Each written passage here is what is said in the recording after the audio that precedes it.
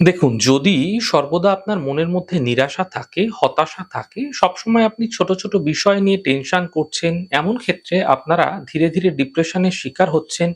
মনের মধ্যে বিভিন্ন নেগেটিভ জিনিসগুলি সহজভাবেই আসতে থাকে আপনার। এমন ক্ষেত্রে আপনারা কি করবেন?